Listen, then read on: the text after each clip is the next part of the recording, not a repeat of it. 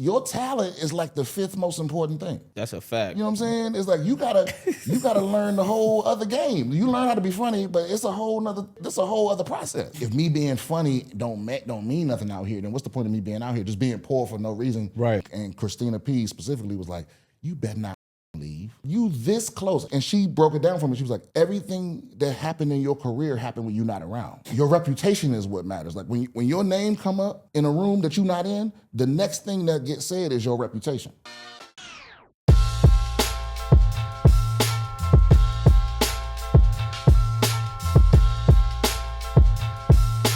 Yeah, Afion yesterday. Afion. Oh, yeah, we stacking the deck, bro. Yeah, y'all killing it. We ain't around. We got Kev on stage coming through. Yeah. Damn. Yeah, we ain't around, CP. bro. So when I saw you, I was like, I wanted to make sure that we was getting people from all different types. Like, Need somebody for the nerdy.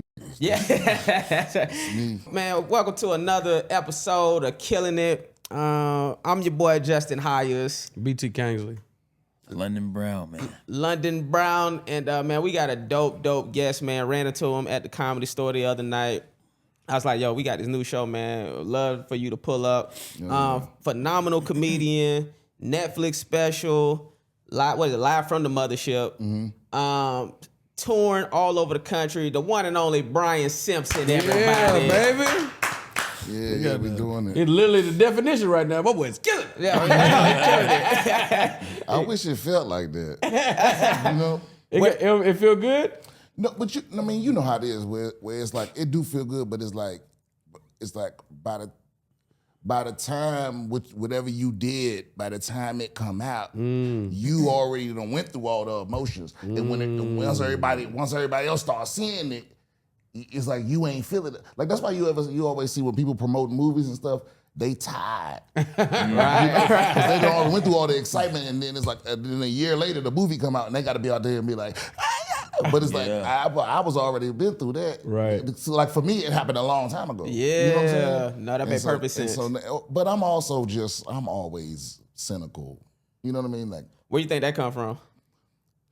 growing up poor and black. Yeah. It's like I'm always expecting things to go the other way. You know what I mean? Where you grew up? DC. Oh, DC. DC. Yeah, Obey seasoning, baby. Yeah, I was a foster kid out there. And so I went from DC to PG, back and forth, you know, just all over the PG County, Maryland. Yeah. So when you say you was a foster kid, like who as TK Kirkland would say, who raised you? The state of Maryland. I say word. I live with 6 different families, and then I moved another like 5 times between my own family before high school. Damn. Wow. Yeah, I went to 5 different high schools, and then dropped out. So that was a whole waste. Go ahead. How do you feel with all the moving around? How do you feel that affected you as far as your energy and attitude just growing up? How was that? I don't know. I mean, like as a kid, I just didn't trust adults, and I think that's dangerous. You know, to be adversarial, because it's like when you being swept around like that, you don't have no power, and your only power is defiance. You know what I mean? And that work when you dealing with people that ain't looking out for you, but when somebody actually give a fuck about you, and you just do the opposite of what they say so you can feel powerful, you be fucking your shit up. You know? And so I kept being in that situation where I would be around adults, I didn't trust them, and then I would get moved somewhere and it'd actually be a good parent, and I still be like, fuck you too. And, you know, and then I get in trouble and get moved again, you know what I mean? And it was that. We don't know why Brian's so angry. We fed him. Yeah. We made him. We fed him. We bought him clothes. We gave him breakfast. Yep. You brought the hot sauce into the house? Yeah, goddamn. How do you think that influenced your comedy, though? Yeah. Like, did that trigger your comedy? Was it a self-defense mechanism? Because I wasn't even funny back then. No, I mean, when I started doing comedy is when I realized that, because, you know, you grow up with all these abandonment issues, you know, and you're like, why doesn't anybody want me? Why am I not good enough to stay? But then when I started doing comedy, I realized that I wasn't broken. I was unique. Like is a superpower that because I have a perspective that other people don't have. You know what I'm saying? Like I don't give a fuck what my mama thinks, so I'm gonna say what I want to say. Like y'all got to think about. Oh, I don't want to embarrass my family. You know, I don't got none of that. You know what I'm saying? I'm not loyal to no neighborhood or none of that. That's like porn actors. They get to do whatever. If they, you know what I'm saying? Like, they don't got to worry about embarrassing their family. That's the only reason why I didn't do porn. I was like, what would my mother think if I was out here slinging? Well, that's the only reason. Pretty much. Pretty much. I thought about it. It was a real thought. Just got off the plane from Florida. Comedy. I would tell you what it was I had because I was a virgin at the time. And I was like, yo, I could lose my virginity and get paid for it. So that was kind of the thinking. But then I did a movie called The Gospel. It was like a religious movie. And I said, I can't be out here in no pornos and fucking be in a gospel movie. So somebody like gave you the offer? No, but my dick is so well. I knew that I wouldn't have no issues. If I wanted to slang for a living, it could happen. Wow, just be confident. You know, that's what I remember one time I talked about this on stage, which is sometimes being so broke that the jobs the things you consider doing. I remember talking about, and this is real thought. I remember being so broke, man. I was like, man, me and my friends think like this, like, man, you know what? If we just get hit by a bus, if we just get a government, a nice little city check, just a little not bit. crazy, just enough to get a nice little city check. But you think, wow, you come to these ideas of making money. It's crazy. Yeah. See, that's dangerous because a good physics class will talk you out of that. Yeah. Oh yeah, because I thought about that but it's like, you know, it's like because mass times acceleration equal force. Right. So it's like you getting hit by a bus that's going 10 miles an hour is the same as you get hit by a car going 50. So you ain't never seen a nigga get hit by a bus? Like the bus at the bus stop. It's the bus slowing down, tap you, send your ass across the street. Because I've seen niggas make that mistake. Oh, you know, if I could get hit by this bus, or just and that joint spin your ass all the way the fuck around. Yeah. I do low key be hoping to get hit in the crosswalk. Like when I see somebody being too aggressive, I'm like, hit me, nigga, hit me. I need somebody to sue. Have you ever got that paper from a car accident? Nah, what paper? When you get hit in a car accident. What you mean that paper? No, you ever got the money? Money. Yeah, okay. I thought you were talking about paperwork. Yeah. I was like, no, I haven't. Yeah. Please let me know. Oh, no, I mean, I got hit by a car when I was a kid, and somebody got money. It wasn't me though. Well, what happened? How'd that work? I don't know where it went.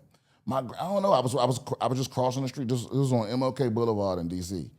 I was crossing the street, and I had just learned how to cross the street. Because the basketball court was across the street. Oh, you a kid? I'm about to say, how old were you? Yeah, I was like, I don't know, 5. Okay, wow. And I was running because my cousin and my brother was across the street at the basketball court, and I'm sitting there, I'm doing my shit. I'm like, red light, green light, boom, my chance, and I go to run, and the light turned red, but the lady that was pulling up to the light to stop, she didn't stop like right where she should have, and she just barely grazed my shit, but it threw my knees out like this. And my granny was watching from out the window, and she was like, "Don't move, don't you move." She went, Get that money. Be injured. Yeah, I love it. Yeah, when you get hit in a car accident, the money they give you is tax free. It's like because it's supposed to make you whole. Oh. And I got into a car accident going to LAX. This dude sitting in front of Johnny Pastrami just bust a bitch out of nowhere. Bust a bitch. He just busted you out of nowhere. So I T-bone him. I talk to the people, do the little thing. 30 bands. Oh man, 30 bands. and you T-bone him. Wow. Wow. But it was obvious he was parked, and he just decided to make it you from parking out. 30 bands. Why he ain't lie? Tax free. And I was like, nice. That's how he got them Lakers season tickets. He got Lakers season tickets. That's how he got them. Look at that, like crypto right. So when did the comedy come into frame then? Oh, that was way later when I was in the Marine Corps.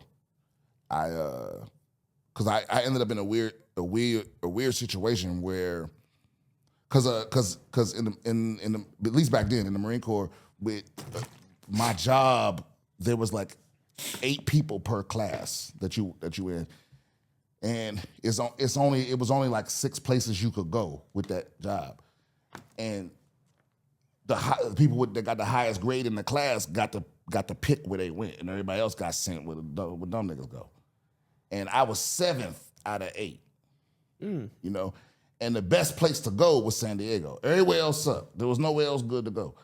And when they was passing out the assignments, they was like, Simpson, you going to San Diego? I was like, what? Is this a mistake? Right? And they're like, no, you know, you didn't score high, but you intelligent. You know, you the smartest one. They just stroked my ego. I'm like, all right, well, you know, yeah, you know what I'm saying? The swag, you know. So I went. I come to San Diego, and I get here, and it's nice as hell. And everybody being super nice, like suspiciously nice. Yeah, I Right? love San Diego. And one day, my commander calls me into the office, or my warrant officer calls me, and he's like, hey Simpson, you know, he was like, relax. So that already scared me because nobody ever says that. And then he goes, how you feeling? Nobody ever says that either.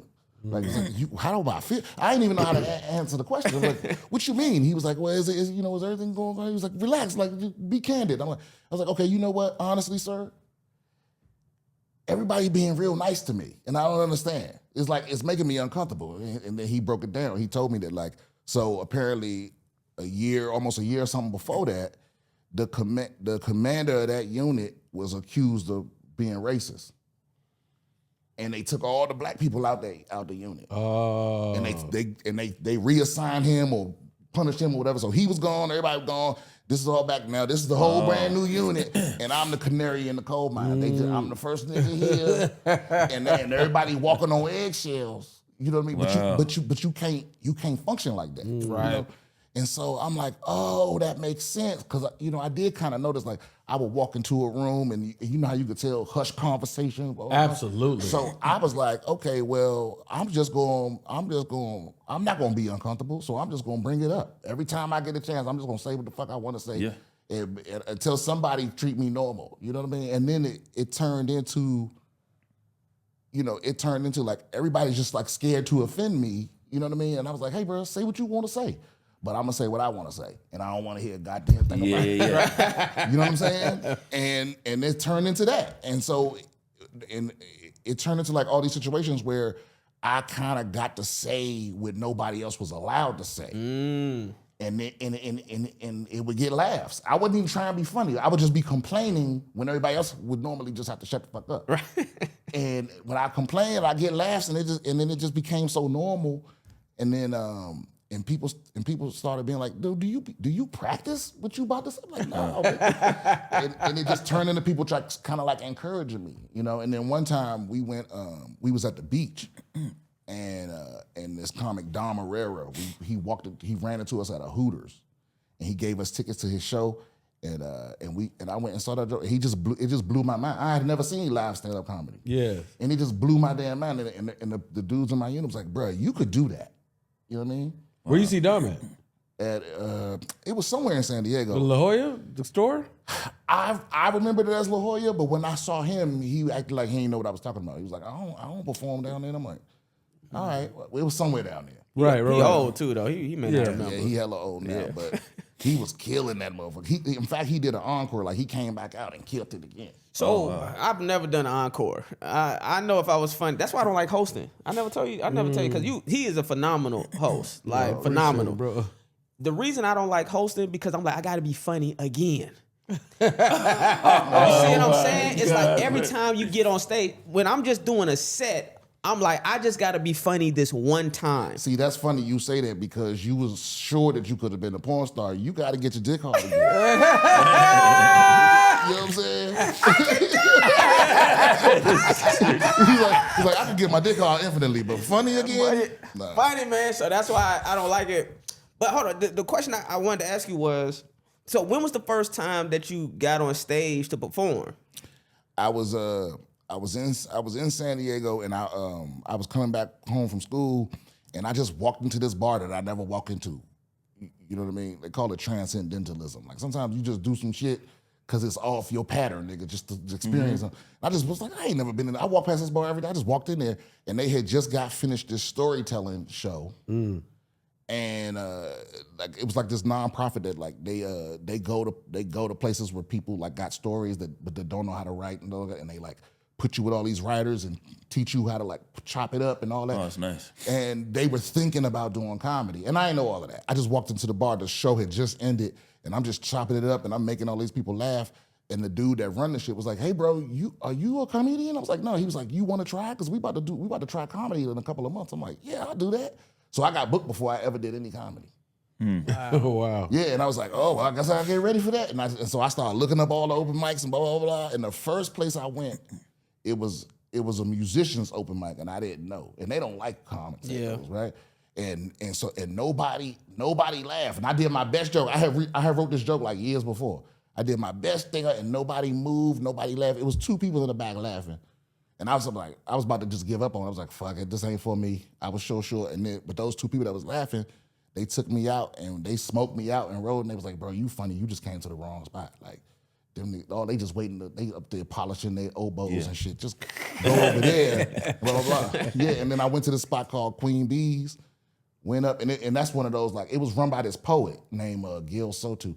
And it was one of those places was like they encouraging. Yeah, so yeah. Even, Spoken word crowd. Right, yeah. So like even if you start bombing, they used to do this thing where they would be like the crowd would start clapping. They would be like, "This is his first time," and everybody would go, "We got you." That's nice. That's nice. That's nice. I needed that. Yeah, because it was the complete opposite of bombing. But after that, so anyway, the storytelling folks, what they normally do is they put you with a performance coach. So you read your story to them and they tell you like do an inflection like this, blah blah blah, and they put me with this poet named Stacy Dyson, and she was like, "All right, do your act." She met me in the coffee shop. She's like, "Do a couple of your jokes," and I did a couple of jokes, and she was like, "You a natural. You don't need my help." And I don't even know if she meant that shit, but she was like the oracle from the Matrix. she had to mean it. Yeah, she was like, and bro, when she said that, bro, that shit put a battery in my back that's still running. You know what I mean? She was like, "You a natural. You don't need nothing. I don't got to tell you nothing." And then from that point, I was on it. You felt like you started more. So after those shows, did you feel like you kind of naturally gravitated towards like a alt crowd, or you was doing hood room, or like what type of crowds? Well, were you doing? there ain't really no hood rooms in San Diego. There was Right. maybe one. You know what I mean? So I was at that one spot. It was a plot spot down there called the Madhouse. Oh yeah, I know the Madhouse. Yeah, and I was just and when I first walked in there, they had just opened, and I walked up to the owner and I was like, "Hey man," I was like, "I'm black and I'm a veteran. That's like 2 of your affirmative boxes." And he was like, "You want a job?" I'm like, "Yep." And I was just there from day one, and I was there every day. You know what I mean? And people just dropping game on me, whoop whoop whoop. And I would come up here sometimes, or people would come down. No, keep going. Yeah, and that was just it. I was just because there's this myth about me down there that I was just on the grind at every mic, everywhere. It was like, and I keep trying to tell people that I did not do that, nigga. I was efficient. I went where I could afford to get to. Yeah. And back home. Did you do a lot of the spoken word rooms? When I started, I loved spoken word rooms. I did at first because Queen Bee's was the big spoken word room.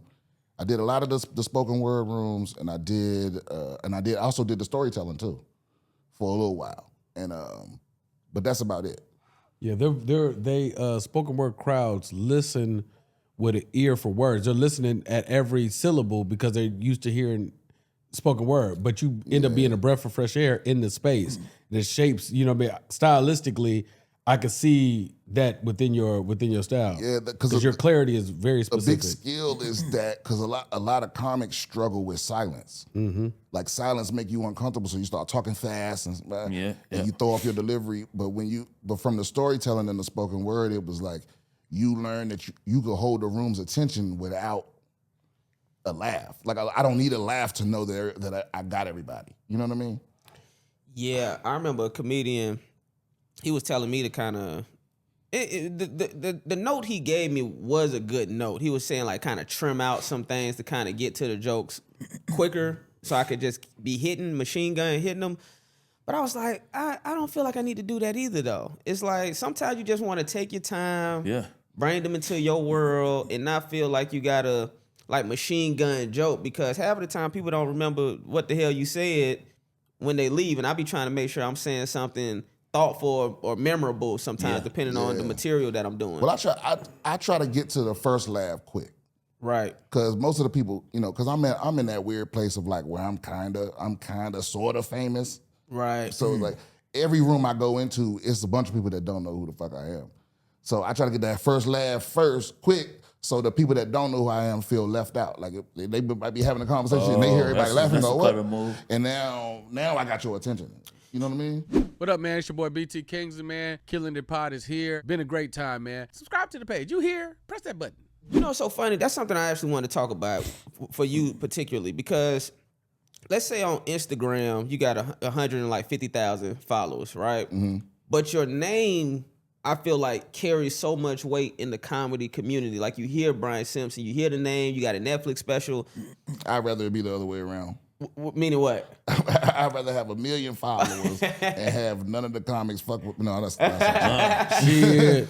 He kidding. I'm not. Yeah. I can't wait till they just start confusing me for a social media comic. That's great. My life would be so easy. Because you know what scares me, man, and it was coming up, especially like working at the store. Like when I came up here and being around at the Improv and the Laugh Factory, and you see, like, I'm so scared to be one of them niggas that's, 30 years in the game, and you show up to one of these places where comics be, and nobody happy you there. You at the end of the bar by yourself. That shit look lonely. Like you rich and lonely. You know what I mean? Yeah. You mean, you say that you talk about the rich comics that don't ever come down the hill. Or you talking about the social media comics? I'm talking about. Can you name names? I'm talking about the people that. I'm talking about the people that don't. That forget that the relationships matter more than the progress. Gotcha. Where you put, because these managers and agents and all this, they don't give a fuck about your integrity or nothing. They'll where it's like I don't know who you real tight with, but it's like I'm sure you've been in a situation, or you will be, where you say like your homie got a role or whatever, and maybe they don't even know they got the role yet. You know what I mean? But then somebody will come to you and be like, hey, we got this role that's perfect for you. You ain't even got to read. They just want you.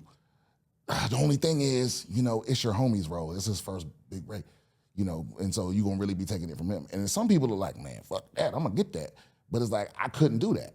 You know what I mean? Because it's like, yeah, you might get that role. You might become this big star. But it's like, if you keep going in that direction, it's like, you're going to end up with all this success and no love. And right. I don't know if that ain't worth it. If a movie producer ever tells you, hey, I got a role, but it's supposed to be somebody else's role, that's an asshole ass producer. Oh yeah. But they out here. Yeah, nah, I couldn't do that. I remember my homeboy had a TV show. He wrote it. And I said it was James Davis. They was making him audition for his own show. So ridiculous. These people are outrageous. Yeah, man. I'm like, this dude created the show, and you making him audition for his own show. Was the show about him? Basically, it was him and another dude. It was like two people, but anyway, they ended up not doing the show anyways. But I just thought it was. But I brought up that story because I had an audition for it, but I'm like, I know this is James. Just put me on the show. Yeah, no. I know this is James' role. I'm auditioning for the same role that I know James. Say James wrote for himself. I'm just reading for the role of James Davis. Yeah, basically, like the character name wasn't James Davis, but I was like, this is really. So I didn't even do my best audition. I kind of just. But I'm also sure you had a conversation with him before. I did. That's what I'm saying. I did have a conversation with him before. Yep. That's the thing to do. But like you snaking your people, fuck that. Because look, I read this book called Triumphs of Experience, right? And it's the culmination of the Harvard grant study, where they followed a bunch of people for like 70-something years. I just want to say you are the smartest nigga we've had on so far. Oh no, Continue. I just remember stuff. And so they surveyed everybody that applied to Harvard or around Harvard for this, and they followed them for 70-something years. It was a happiness study, and every 5 years or so they would contact them and do another survey and all this other stuff. And anyway, when it was all said and done, they published the results, and the people that was happiest throughout their life, right? What you think the number one thing they had in common? The people that what was the number one factor in whether they was happy? I think if they like what they did for a living. Yeah. No. That's not it. Nope. Peace of mind. Who they spending their life with? I was gonna say bitches. Well, no, that's close, but it was who had the most meaningful relationships. Yeah. So not how much money they made, not how much for they was in their career, not how well their business was going, but just throughout life, the people that was the happiest. That not say that was the only factor, Right. but that was the number one most common thing in who was happy and who wasn't. Bitches was number 2. Yeah, bitches. The relationship with the bitches. Relationship with the bitches. Well, number bitches 2. that meant something to you. Yeah. Meaningful bitches. Those are best bitches. Yeah, so it's like that's so for me, and I read that right when that book came out, and so that's how I move through all of this. Like people say, oh, Hollywood's fake. It was like, no, it's not. It's fake if you fake. But Absolutely. if you fuck with the people that fuck with you and you're sincere, then you can sleep at night. You might not be you have like mega skyrocket success, but everything you get is yours. You get everything you get from being you get to keep. Right? Everything you get from being fake, you got to stay fake to keep it. Yeah. And that's what destroy your ass. That's make you hard to sleep at night. That's why you sit at the end of the bar by yourself, right? At the Laugh Factory, and nobody give a fuck that you there. You know? Yeah. That's funny. You were just talked about it. You are highbrow in the essence of like an intellectual that reads something. Like I was listening to some stuff you had did, and I was like, me and you have this synergy, but the way I describe it is way worse than what it actually is. So I be saying personally, I say fuck books. Now, it's not fuck books. It's to bring the conversation in, because I think people that think that they're intellectuals because they have a degree are not that smart. It's like you think because you went to school that you know shit. So I was talking about the like words, and I was like, I had this conversation all the time. I'll say something and somebody be like, oh, that word wasn't right. I'll be like, well, it depends on who you asking, what part of the country you in. I say math is exact. Conversation is not, because communication, I say I don't have a degree in communication, but I have been doing stand-up comedy so long, I almost have a master's in it, because I know how to talk to people depending on what the level they are. And I saw you say something about this, and I was like, I love this guy, man. bro, very few things irritate me more than black grammar Nazis. Yeah. It's like, nigga, because that to me is like, that's just literary cooning. Because the language rules are like the tools of the oppressor, where it's like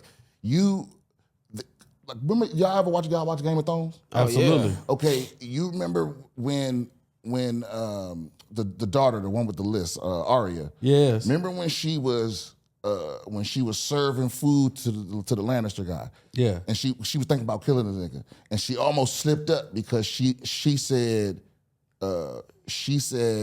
my lady instead of my lady, right? And that's important because it was like that's how they could tell who was poor. So when she said my lady, like she said it properly, for a second he was like, what the fuck? Like you don't know how to talk proper. You a servant bitch, right? And so it's like, I say all that just to say it's like to act like to because don't get me wrong, I don't want you speaking nonsense to me. Right. But the point of language is to convey ideas. And if you understood what the fuck I said, then why we gotta stop the conversation so you can correct me? Right? Absolutely. So that's what I mean. It's like I got the idea across. That's the goal. Yeah, Mom. And then- Why the fuck are you continuing to correct me? You know what the fuck I'm trying to say. I'm listening. Exactly. Bro, Well, I let Mama bling go. bling is in the dictionary. What? A bling bling is in the dictionary. So if Lil Wayne can make up words, so the fucking I. Well, here's the other thing. I don't believe in. I don't want to say I don't believe in dictionaries. No, I'm with you. I don't believe in using the dictionary as like let's look it up because the dictionary don't decide what shit means. Absolutely. The dictionary records what things mean. We decide what shit means. You know what I'm saying? Yeah. Like perfect example. Before Thriller, bad was just bad. It had one definition, and then Michael Jackson said, "Who's bad?" and bad started mean good. And 2 years later, it was in the Webster's Dictionary. So they was behind us. They didn't decide what it meant. Yeah. Right. They just made a record of what we say it means. So you saying, we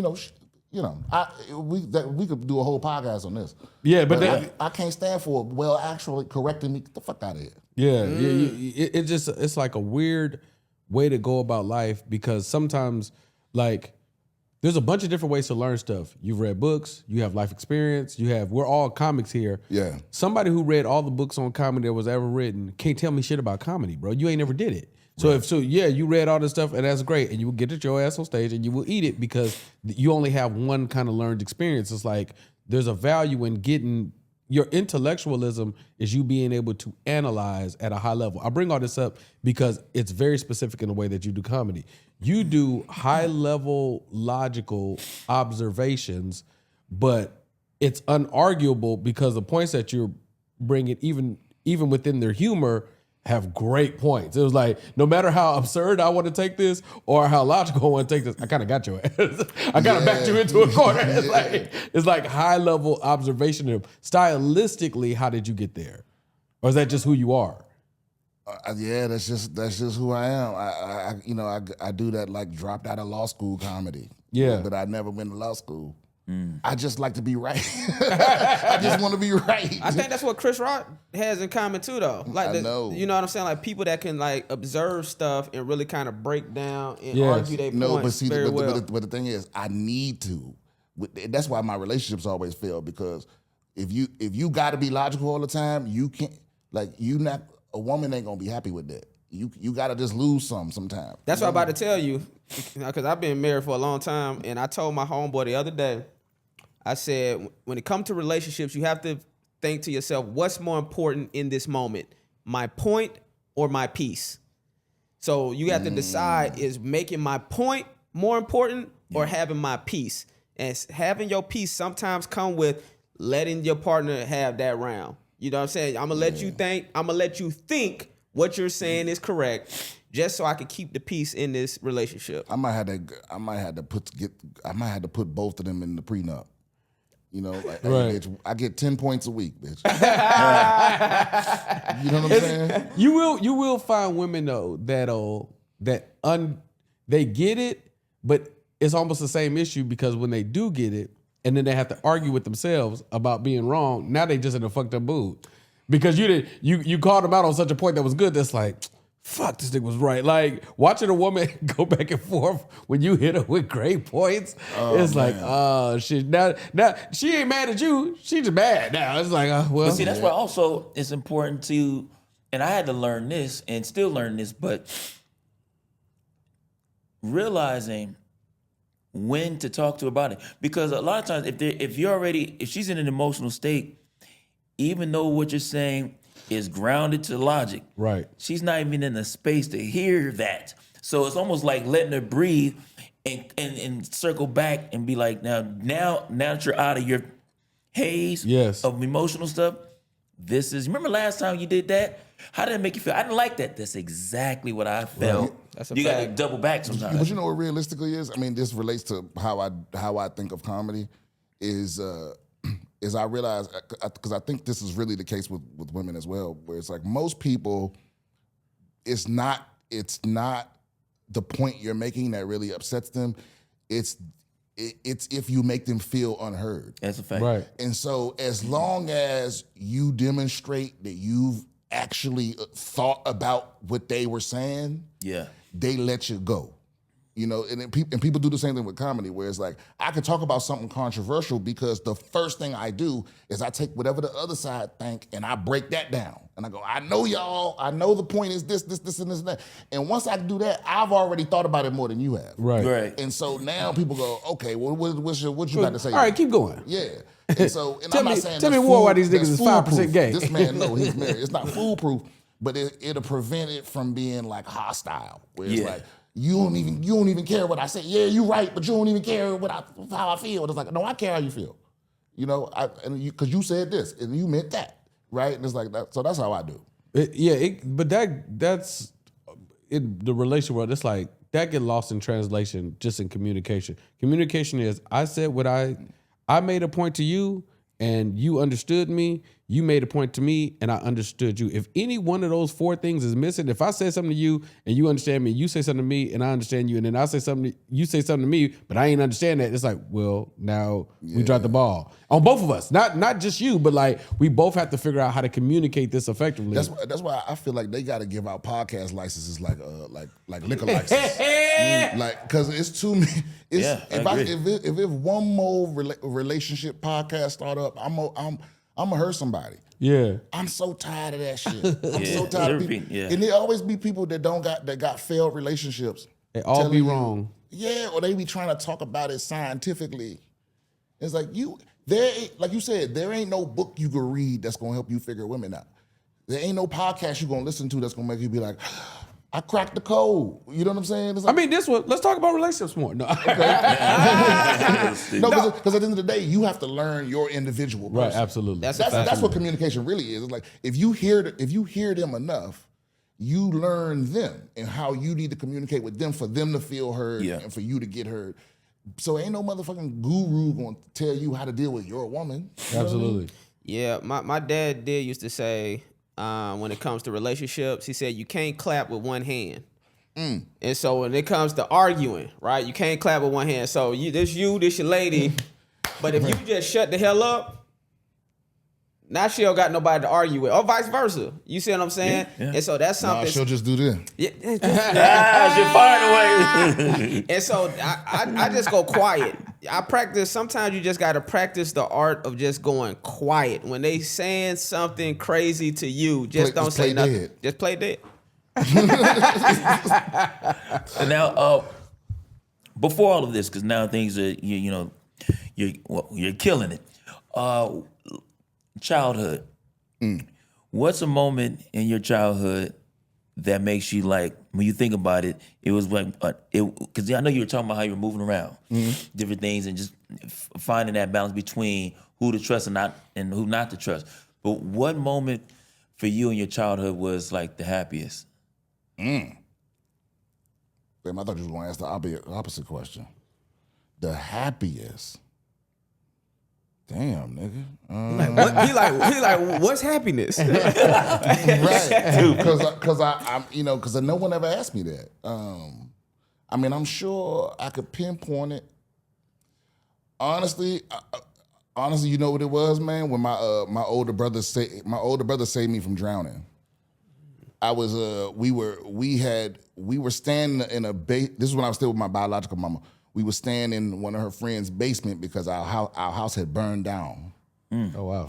And like we ain't had, like it was like right before Christmas. We ain't had no Christmas presents or nothing. We standing in this lady's basement, but we having a ball. And me and my brother walk out. We walk out to it was like a pond or something. And as we walking out the door, my mom was like, "Don't you go out on that water," you know? And I didn't fucking listen. And I don't even know how deep it was to this day. But I walked out on the water, fell through the damn ice. Wow. I know, right? And my brother pulled me out of that motherfucker. But he was it was like some Superman shit. Like I had never been in danger to that degree, and I had never been saved. But my brother pulled me out of the water, and we got back. And I thought I was gonna get my ass whooped because I went out on the water. Because you walk in the house soaking wet when she told you nothing going on. And she was just happy that. That happened before where I almost set the house on fire. Whole separate thing. I was playing with incense and then heard my mother coming and threw it in the trash. And then like 30 minutes later, the trash on fire. And my mother comes out, she fucking puts out the fire, and she's like, "Who did that?" And we wouldn't tell on each other.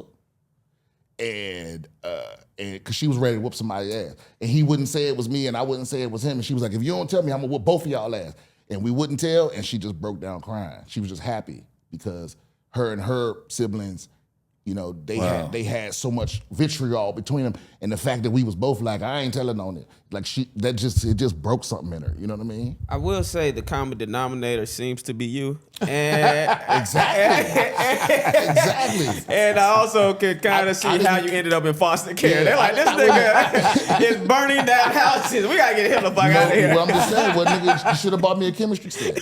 That's right. I didn't start the fire that burnt the other place. The other place, okay. Oh, the house that burned down. Those are two separate incidents. Okay. All right. Yeah, Your fire got put out. I didn't start both fires. Yeah. Okay. I didn't answer your question though. I really don't know what the happiest moment. But those Well, you were said when happy your moments. Those are very happy about saving your life. Getting saved is pretty That's happy. definitely the most relieved you ever felt. Oh yeah, because I thought I was dead. I just gave up. Sometimes you gotta surrender. Like argue with your woman. I do. I wanna hop into like some industry type stuff. So like, for instance, like how did you link up with Joe Rogan? Like how did that interaction happen? Because I was a couple of comics that I came up with, my boy Derek, we started together in San Diego, and we kind of moved up to that scene together, and then we moved up here together, and then during the pandemic, he went to Austin, and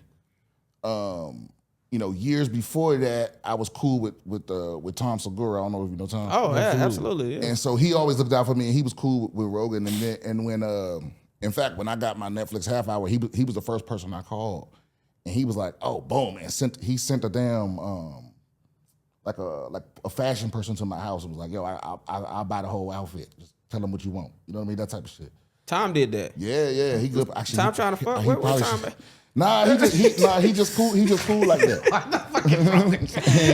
I'm like, somebody got to be the reckless one on this goddamn podcast. I'm like, if I gotta be that one, I'ma just be that one. Goddamn it. Damn, he a cheap lady. Outfit. Shit. You know I used to do porn time. Yeah, holla at me time, Segura.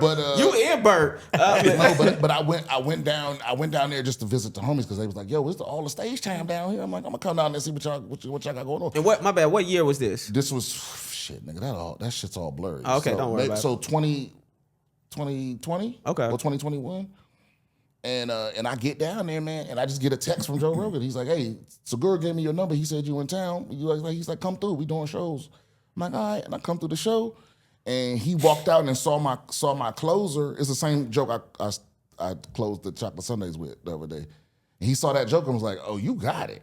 He was like, "Hey, bro." Hey, he was like, "Yo, anything you need, I got you. Like, let me know. Just let me know what's up." I'm like, "All right." And then, and then I started going down there every so often. And then before you know it, I was just frustrated because I was up here. I just signed for the Netflix special, but I still had roommates. You know what I mean? Because it was so expensive. It's like I was starting to make money finally. Because when I first moved to LA, I was homeless. I was living in a homeless shelter. And I finally started making money, and I'm like, I'm still living with niggas. And every time I come off the road, and so I came off the road, and I put in for spots at the clubs, and I only got one spot. And I was just mad about it, because I was like, every time I go down there, I make money. And they show me love, and every time I come back here, I'm just like, I feel poor. I'm like, fuck this. So, and eventually Rogan was like, "Yo, if you come down here, like, hey bro, it's all love. You come down here, it's all love. It's gonna be the same way every time." I'm like, and I'm always coming down there. So did Tom offer to pay your rent? No. Ain't nobody doing that. I want to see how good of a friend Tom Segura is. I need all that time. Let me ask this: what's the nicest thing a stranger's done for you? A stranger? Yeah. You saying as far as my career? Yeah, career or even personal, because even with just this. That's also Segura, and it's really his wife though, Christina P. Where it was like when because like I said, when I first moved up here, I was living in a homeless shelter up there on Sunset, right? And the thing is, I knew I was by the time I moved to LA, I knew I was like, yo, all it's gonna take is me to get a chance. You know what I mean? At least I had that delusion in my brain. But so I'm like, I'll live in this shelter. I don't give a fuck. So I was living there for almost 2 years, and things was just at the bottom of it all. Like I was, I just moved into the shelter, and you had to have a job to be there, and I got a job as a door guy at the store, and then I got fired almost immediately. Like before 6 months, I got fired.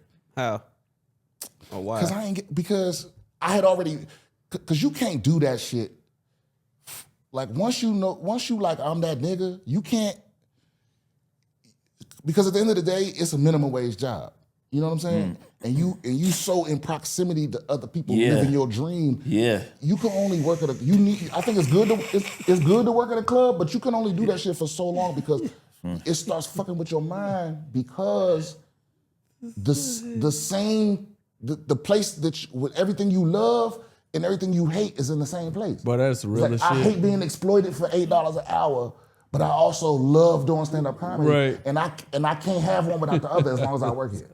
You know I what remember when Ron Taylor first started working at the store. I walked in, I couldn't hold it. I just fell out laughing. Right. I was like, nigga, you work here? Because Ron's so funny, bro. I was like, nigga, why do you work here? But you know how many people walked up to me and said that when I started working? It was like, could not nigga, stop laughing. Why you working here? Yeah. And it's like, well, nigga, I mean, I don't know how long you been in the game, but how funny you are don't mean a goddamn thing. Absolutely. Like, There's they only got a couple bills, ways to get got past in the Yeah, store, and that's one of the that's ways. like the fifth. I'm talking about just in the business. Yeah.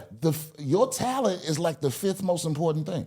That's a fact. You know what I'm saying? It's like you gotta learn the whole other game. You learn how to be funny, but it's a whole other process. So that's hilarious. So keep I'm going. sorry, I'm gonna answer your question like back to the nicest thing is it was coming up to the time for me to, I was gonna get kicked out the homeless shelter. Like the time was running out. I was out visiting the homie, and what I didn't know was that Segura had popped in on a show that I was on. So he popped in when I was on stage and saw me and didn't say nothing. He told me he was a good set, blah, blah, blah. That was like a year before that. And then he was running his hour in the belly room, and he asked for me specifically, and so I'm in the green room with him and his wife, and they learn my story and all this. Because at that point, I'm so frustrated, I'm ready to leave LA. I'm like, I think I'm gonna go to London. You know what I'm saying? I hear that's what niggas be doing. And if me being funny don't mean nothing out here, then what's the point of me being out here? Just being poor for no reason. Right. If me being, because I ain't good at nothing else. You know what I mean? And so, and Christina P specifically was like, you better not fucking leave. What are you talking about? You know what I mean? She was like, what are you talking about? Right. You this close. And she broke it down for me. She was like, everything that happened in your career happened when you're not around. So your reputation is what matters. Like when your name come up in a room that you're not in, the next thing that gets said is your reputation. You feel what I'm saying? Yeah. And so it's like it feel like nothing's happening, but Tom Segura just asked for you. So somebody was talking about you positive when you wasn't around. You this close. Just let it marinate. Don't you fucking go nowhere. And she was right. And then literally, like, I got passed at the store, and then like a few months later, I got representation, and then a few months later, I got on that Lights Out with David Spade, and then a few months later, and Segura like took me on the road just so I could have a little money in my pocket, and that was the nicest thing. It's like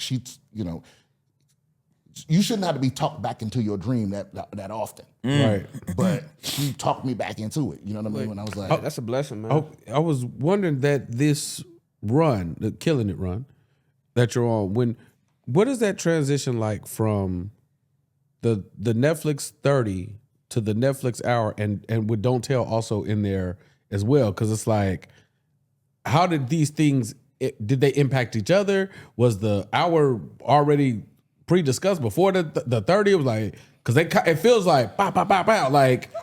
Man, honestly, I have no idea. I know that the Netflix people, they like me. They like my comedy.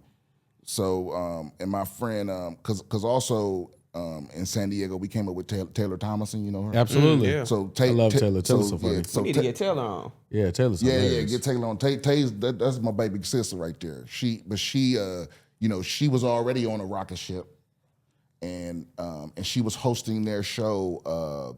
Are You Still Listening? Their Sirius show, and I'm guessing. I still don't know for sure, but I'm guessing she's the one that put them on to me.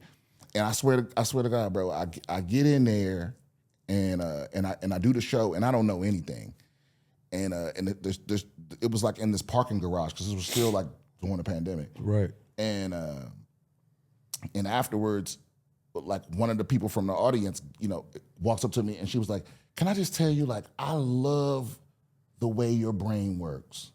And I was like, "Oh my God, that's like the nicest thing. Thank you." And I went to hug her, and over her shoulder, I see my manager and my agent, and they're like this, nervous, like I touched the queen or something. Right. And it turns out like that lady was like high up at Netflix, and I think she just liked that I treated her like a regular person. Was it Indian chick? No. Okay. No, it was No, it was a white lady. Okay. What Indian chick is high up? Oh, it's the head lady at Netflix. Indian no, chick. no. This was the comedy people. Oh, okay. But I wouldn't know anyone at Netflix comedy because I haven't spoken to anyone at Netflix comedy. But she liked my comedy, and so from that point, every time it was a Netflix thing, I was always like nudged, just a little nudge.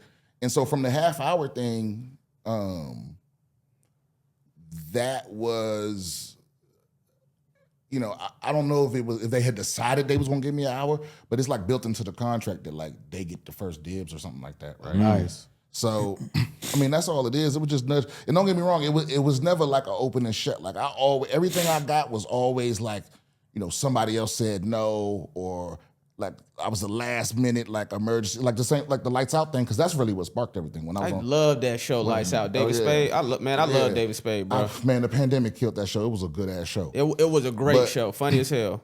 Not only was it funny, bro, but when I was on that's one of the few sets I've been on where people was relaxed, and that come from the top. Where, like, how like some people they run around scared like they slaves, like they're gonna get deported or something. If they break a light bulb. And his joint, everybody was jovial, relaxed, and you could tell that come from him, And so even that, like, Comedy Central didn't want me to be because they had only done one other stand-up, and they wanted somebody else. I can't really say who. And when that person said no, it was like because I had 5 days notice that I was going to do that because it was like a last minute thing. Hold on, you talking about Lights Out? You had 5 day notice, okay? Yeah. Because somebody else was like nah. And then at the last minute, like, him, And so that's why, like, Adam from the store, he was Bruce. He's one of the EPs on that, and he was always, pushing for me. Is this before Don't Tell? Oh, well, way before Don't Tell. Oh, wow. Yeah. Well, this was to even piggyback on the Netflix, how did you get the half hour? I want to know how you got Don't Tell. Well, I mean, like I said, I don't know. I can't say for sure what was happening behind the scenes, but this is what I like to think happened. Or because this is how it happened. So pandemic is almost over, and they're doing the Just for Laughs auditions. And the one I was on was up at the what they call that motherfucker? It's a weird Dynasty typewriter. Oh gosh. And this was like, I want to say the first or second day where LA had like lifted all of the like restrictions on how many people could be together and all of these other things. And so everybody was outside. Like all the networks and everybody was in this fucking crowd because I don't think they had been able to actually go watch a live show in forever. Right. And I'm last, you know what I'm saying, on this lineup. And everybody, and you could feel it. Like by the time everybody went up, they tired or whatever. But bro, I'm hyped up. I've been trying to do a set for so goddamn long. And I walked in there and smoked that motherfucker. Right. Yeah, to the point where like, bro, I got like literally the next day I was getting phone calls from all over the place. And that the next day, Netflix was like, my agent was like, yo, they give you a half hour. That's the shit right there. I know, right? Because I was like, I'm ready. Because that pandemic shit was hard. Like, bro, we was doing sets in the Comedy Store window, like the patio window. I remember that shit. And they had, with the glass? I remember that. No, but bro, the most depressing shit about it is they had a directional mic because you couldn't hear through the glass, so you needed a mic out there so you could hear the crowd. I remember that. But all they had was a directional mic. So sometimes the wind will blow that motherfucker over and it'll be pointing at the street. And you hear the punchline and you hear, and it's like. And they didn't even have the directioner out there at first. They at first you was just doing it in front of the glass, trying to watch their reactions. So, bro, and then they add that mic. I felt like I would say like that's the comedy equivalent of like you had money and you was doing cocaine, and now you walking down the street with a flashlight just looking for anything right. Like that was the comedy equivalent. I was like, would I do anything to go up? Yeah. Because this is the lowest of the low. Yeah. I remember that's when people try to ask, how did I get past at the factory? I can't explain it to them because during the pandemic, when he was having them little funky ass shows with just the tripod, it's 3 other comics waiting and you just going for people on Instagram Live. I was in there going, sweating full, just trying to, just trying to perform it any way I could. And that was the thing. Like, I remember Jamie hitting me like, brother, you have no idea. Thank you. I was like, I'll never forget this. I was like, I didn't even know he had my number. I was He like, still all be right. there, Jamie? No, he called. But this is like because at that time, comedy was on life support. Comedy as a craft, comedy as an art was on life support. Like it could have very well, I don't know, went to the wayside, but all the Zoom shows, all the store shows, that shit all counted, bro. Yeah, but it hurt. It hurt. You know what I heard? I heard my homegirl said, she was like, doing comedy on Zoom was like bringing home a hooker because your wife is on life support. You know what I'm saying? Where it's like, it ain't really what I'm missing, Right. Yeah. but it'll do. It's the fix. Like, it don't feel good. Yeah. You know, and it was like, what do you think would happen now if another pandemic happened? How do you think people will hop right back on Zoom? I don't think people would allow another pandemic. These white people ain't finna let another pandemic happen. These fly Call over. of Duty would be fun as fuck. I know that. Yeah, whatever disease it is, it would have to be visible. Straight up. Yeah. And it would have Some to, like, zombie type shit. Yeah. It would have to be something that like, it ain't even debatable. Like, oh, he got it. Yeah. His arm shrinking. He got it. Yeah. You know. So I really wanted the don't tell. Yeah, the don't tell thing is feels like an interesting phenomenon because they do the production at such a high value. It's not technically one of the big networks, but when it hits, and it feels like it ripples through. Because I want to say I saw everything after I saw Don't Tell. It was like Don't Tell was the thing that I kept saying for. I was like, this guy. You talking about from me? What Don't Tell from me did you see? Maybe I'm getting the visuals wrong. Maybe that might be if that's not Don't Tell. Cause that's you done it. Don't What's the Tell, brown you- background? The brown background. I don't know what you're talking about. All right, I'm gonna find it. It looked like Don't Tell Productions. I guess all niggers look the same, don't they? No. Don't they, BT Keys? I guess everyone looks the same to you, huh? I mean, I've done a bunch of Don't Tells, but I don't think I've ever filmed one until recently. Oh, really? Yeah. Yeah, I know you told me you was filming it. So you just filmed it. Where was it filmed at? San Diego. San Diego. Oh, good. So that's like home court for you. Yeah, but I fuck with the Don't Tell people. Like, So what is this? What background is this? That's Lights Out. That's David. Okay. So I'm thinking this is the okay. So then that makes sense. Then that tracks where you say Lights Out is where everything happens. Lights Out visually on social media feed. I thought this was Don't Tell. Well, that's what was so beautiful about the Lights Out shit is when we filmed that and then they put it out on YouTube that day. Yes. Oh, wow. Yeah, they put it out that night, and the next day, It took off. yeah, I was getting Bro, because meetings. these clips I saw everywhere.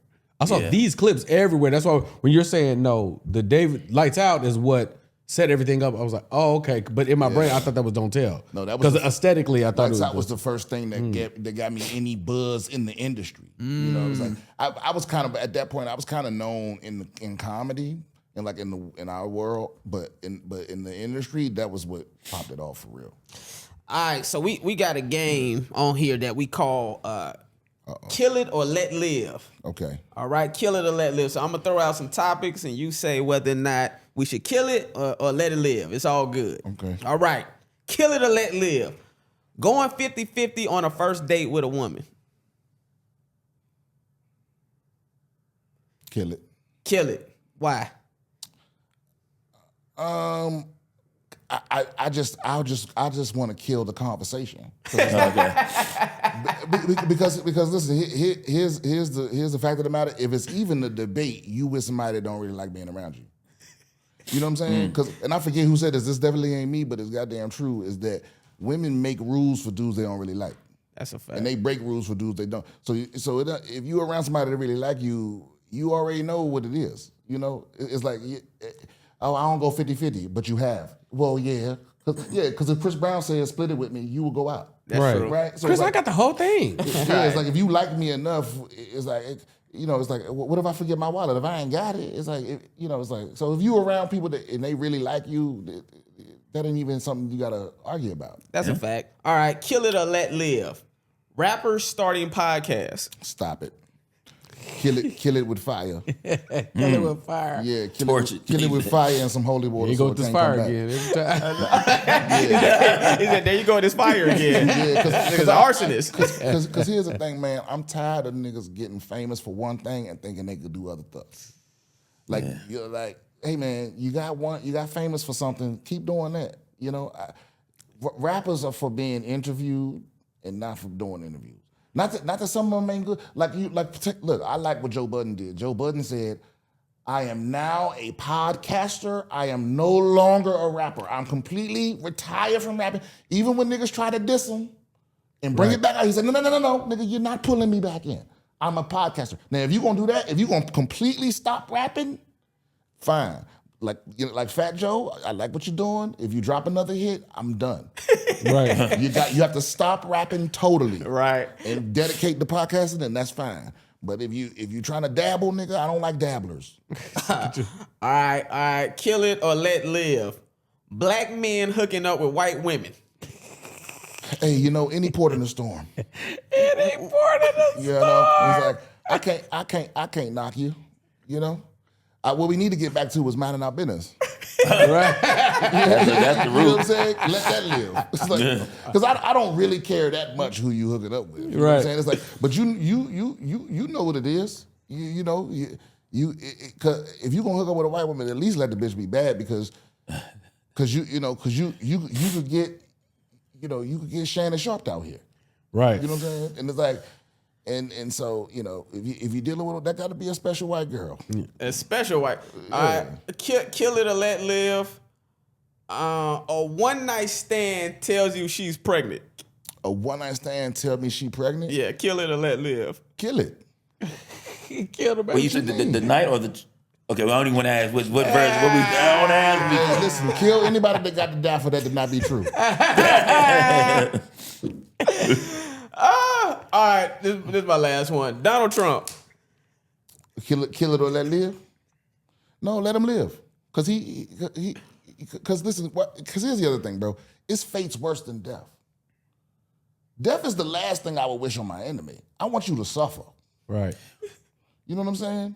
Like I could get more creative than when you dead. You know what I'm saying? I think it'd be worse for you to live forever. Live forever, nigga. Live forever until I want you to live until the heat death of the universe. I want you to be the last thing out there floating, right? And you ain't had nothing to drink in 1,000 years. Yeah. What's that? There's a movie with Charlize Theron where they're like immortals and they die. Came back. It's a Netflix movie. Yeah, and by the spoiler alert, by the end of one of the movies, one of their compadres that was immortal, they trapped her in this box and they Threw her ass in the water. And they threw her ass in the water, and she just kept drowning and coming back alive. I was like, that's way worse. That's than death. way worse. She's That's like she died, and then because she's immortal, she come back.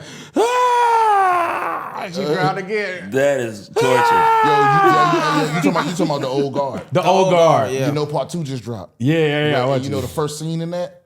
They pulling that bitch out the water. Yeah. Bruh, that shit hard.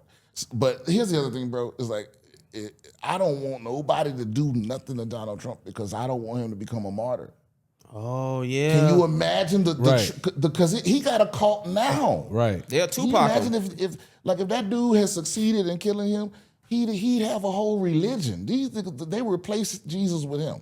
You know what I mean? shit. Hell yeah, that's scary as a motherfucker. That's well, not go to cut you off, but I also kind of feel with that on the same page as far as that's why even when it comes to things like the death penalty, and not to go all into this, but to that same sentiment, it's like sometimes I feel like the death sentence, death penalty, I feel like that's just an easy way out. I'm like, sometimes letting people sit in jail, rot, really think about the stuff they did and go through whatever they got to go through, because like people cause all this chaos and then they be like, all right, here's an injection. I'm like, to me, that be feeling like an easy way out sometimes. But I'm like, yo, but if there was a situation like that, that's torture. That's Drown, come torture, back, realize you're trying to bro. go back? It's a crazy scene too when you see you're like, oh, that's fucked up. Yeah. I thought about that for for weeks after I saw that. Yeah, because like God, to that's me, a the hard way to go. pedos are the only ones that deserve to be tortured. Yeah. Like, if you got sex crimes, Yeah. you deserve the torture.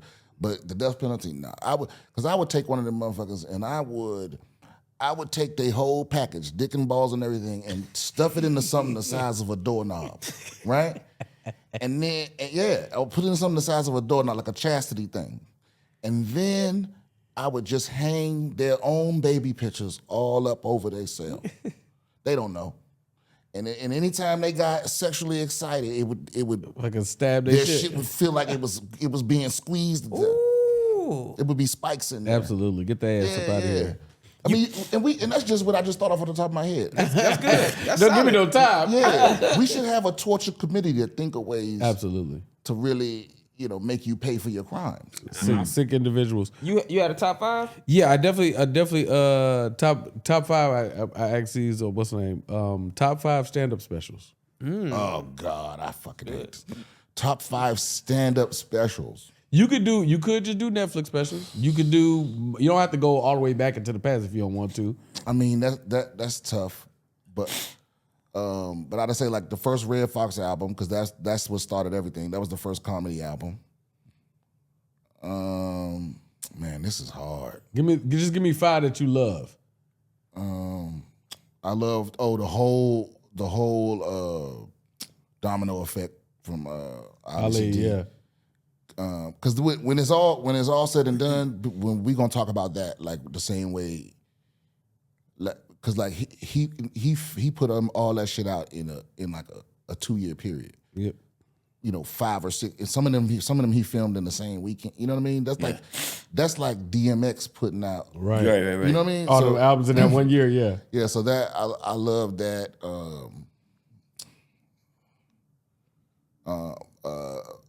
Bill Cosby himself. I think that was just comedically, it was damn near flawless.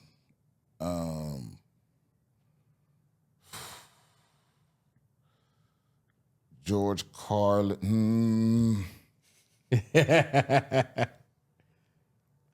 Damn. See, y'all should have sent me this ahead of time. I love Lee being in there as an independent. That's so powerful. Oh yeah, in that We just conversation. being in that conversation I mean, because it was amazing. Because for me, I'm all about like, because I think that it's two groups of people. It's people that are concerned with what they can contribute to the art, and people that's more concerned with what they can extract. And all of us are some combination of the two. But I'm just talking about mostly. But I'm only into the people that want to contribute. Absolutely. You know what I'm saying? It's like you have the right to survive and make your money and all of that, but the people that care about the art, like that's what I love. And I'm having a hard time choosing 5. Because how many you said so far? You said 4? You said Domino Effect, Red Fox, and Oh yeah, well once I said Ali, that could be all 5. Right. Yeah. But I think you needed more. You wanted 5 names or 5. I don't know, man. I can't think of. I don't want to leave nobody out. I can't think of the names. See, this is why I don't wear band T-shirts, because niggas be like, "Oh yeah, what's track number 2 on it?" Trivia. But yeah, let's just leave it at them. Yeah, I got you. yeah.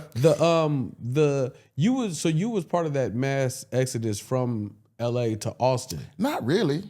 I mean, I know that. I guess that is the way it looked, but it was a real slow drip. Okay. More than it was a mass exodus.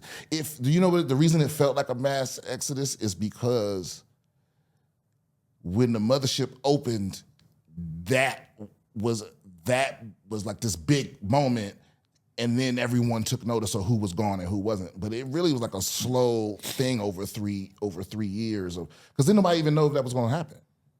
Right. It was really like this 3-year thing where people were just going down there because you could go up, and LA was shut down. So it didn't. I don't know if it was a mass, but I interrupted your question. I'm sorry. No. That was it. I just remember that. I just remember that transition where we looked up, and a lot of some of the strong comics, especially the ones that was frequent at the store, was just gone. And I was just like, I don't know if LA's ever even seen nothing like that. Brian, we need you. No, yes, and a lot of people was mad. It was like mad at me about it. Like I ain't gonna say who, but some people like really pull me to the side, like, what the fuck is you doing? You got heat. And I'm like, well, nigga, it feel cold over here. Straight You know what I'm up. saying? Like, You still in Austin now? Oh, yeah. Nice. Yeah. Sometimes you gotta go where you want it. Well, I like Austin. I say, yeah, go where you celebrate it, not where you tolerate it. Yeah. That's what they say, right? Yeah. But I like Austin. Hey man, well you definitely celebrated here. Oh yeah, Okay, no, what I'm saying? and I feel that love too. Like I love, because I ain't one of those people that's like, oh, now I hate LA. Yeah, you know what I mean? It's like, well, I'm just saying, even amongst us, man, we appreciate you, bro. Funny as Appreciate shit, you. bro. Glad I ran into you the other night, bro. hell yeah. Anything you got coming up? What's your socials? Let people know. Yeah, man. I'm on tour. Go to BrownSimpsonComedy.com. I have a podcast, BS with Brown Simpson, and go check out the specials, the stand up season 3 and Live from the Mothership. All of that shit is on Netflix. All fire. And and stay I tuned. finished your special. Stay tuned for the next one. I finished your special. You don't finish everybody's special. You I definitely I know you don't Yeah. finish it right there. That's funny. That's funny. It was great the whole way through, but the way you set it up is a way that I enjoy comedy like this, like where there's points and there's clarity and it's hilarious. It's like, bro, by the time you had broke everybody down for the 5% gay, I was like, oh man, we are. Oh yeah. You know my next one will be called I Could Have Been in Porn. Give it up for the one and only Brian Simpson, everybody. baby. Let's get it.